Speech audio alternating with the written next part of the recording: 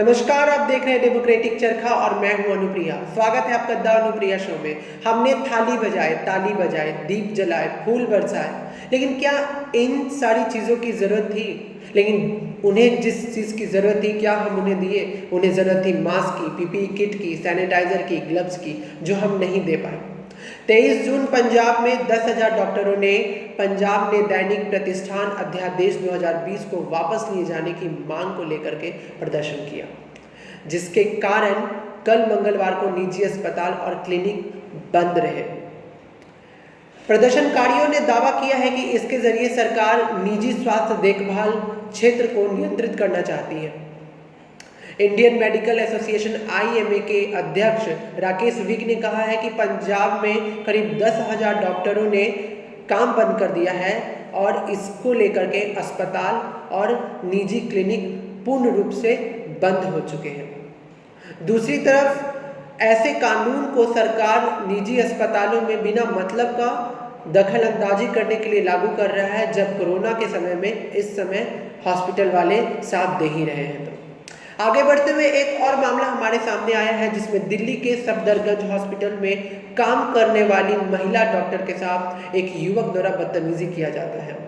मैं आपको बता दूं कि ये महिला अपने घर से फल लेने के लिए निकलती है और युवक उन्हें सोशल डिस्टेंसिंग का पाठ पढ़ाने लगते हैं। जब महिला डॉक्टर ये बताती है कि हम डॉक्टर हैं, तो उसके बाद युवक द्वारा बदतमीजी और बढ़ जाती है। वो ये कहता है कि आप जैसे डॉक्टरों की वजह से ही भारत में इस समय कोरोना फैल रहा है और आप जैसे डॉक्टर ही पूरे संसार में इस समय कोरोना को महामारी बना करके रखे हुए हैं। जब बदतमीजी बहुत बढ़ गई, तब युवक नहीं रुका और युवक ने अपने हाथों से एक थप्पड़ उस महिला डॉक्टर को जड़ दिया। इसकी शिकायत महिला डॉक्टर ने पास के जिला प्रशासन और पुलिस स्टेशन में की। पुलिस आने के बाद आरोपी को पकड़ के ले गई है। आरोपी की पहचान राजेंद्र सिंह के नाम से हुई है। इसके बाद हम जो अगला मामला पे बात करने वाले हैं वो ये है कि जो दिल्ली का सबसे बड़ा हॉस्पिटल है इस समय कोरोना काल में, LNGP, उसकी स्थिति इतनी भयावह रूप से सामने आई है जो बताने लायक भी नहीं है। जब इस अस्पताल के अंदर जाकर के देखा गया तो बहुत सारी लाशें ऐसे ही पड़ी हुई थी। कॉरिडोर में 4-4 लाशें पड़ी हुई हैं। बहुत सारे लोग ऐसे फेंके हुए हैं, वो पता भी नहीं चल रहा है अधनग्न अवस्था में कि वो जिंदा है या मर गए हैं। एक प्रेस कॉन्फ्रेंस में हमारी वित्त मंत्री निर्मला सीतारमण ने ये पुष्टि की थी कि मैंने निजी तौर पे ये चीज़ की जांच की है कि अस्पतालों में मास्क, सैनिटाइजर, पीपीई किट की जितना वहाँ पे ज़रूरत है उतना वहाँ है या नहीं। लेकिन जिस तरह के मामले खुल करके आ रहे हैं, हम ये बात कैसे कह सकते हैं कि पीपीई किट की जितनी ज़रूरत है अस्पतालों में उतना उनको मुहैया कराया जा रहा है और उतना उपयोग में दिया जा रहा है। आगे बढ़ते हुए हम आपको एक बार फिर से बता दें कि जो स्वास्थ्य के लिए बजट तय होता है, इकोनॉमिक्स टाइम्स के अनुसार 62,659 करोड़ का बजट हेल्थ सेक्टर को दिया गया है। लेकिन इस बजट का क्या उपयोग हुआ?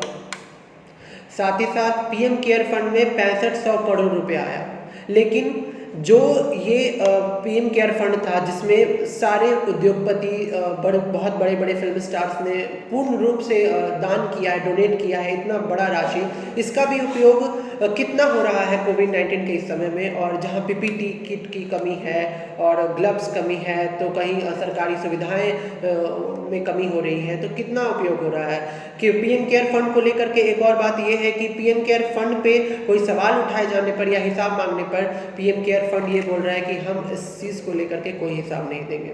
वर्तमान समय में भारत में बहुत सारे ऐसे राज्य हैं जहां PHC हैं, लेकिन PHC में कोई सुविधाएं नहीं मिल रही हैं। स्वास्थ्य कर्मी हैं, लेकिन स्वास्थ्य की कोई सुविधाएं लोगों को तो नहीं मिल रही है और न लोगों तक पहुंच पा रही हैं। चाहे वो किसी टेस्टिंग के बारे में हो, चाहे वो कोरोना जांच के लिए हो, चाहे वो अन्य किसी बीमारी की जांच के लिए है।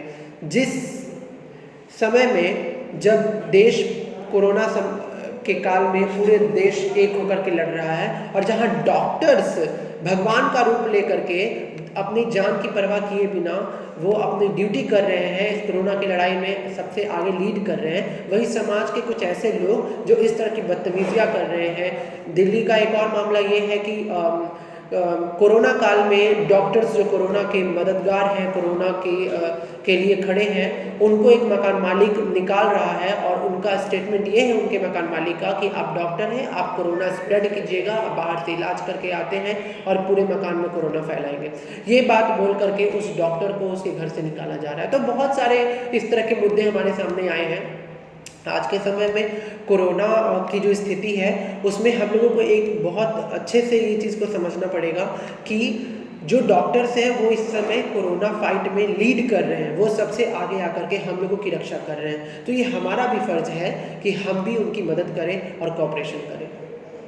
जब सफदरगंज में महिला डॉक्टर के साथ बदतमीजी हुई तो दिल्ली पुलिस ने भी ये बात बोली है कि दिल्ली पुलिस इस समय कोरोना से संक्रमित लोगों के इलाज में जुटे डॉक्टरों की प्राथमिक रूप से सेफ्टी करेंगे और उन पे अगर किसी तरह का बात होता है तो उसको लेकर के फ़ौरन ही एक्शन लेंगे।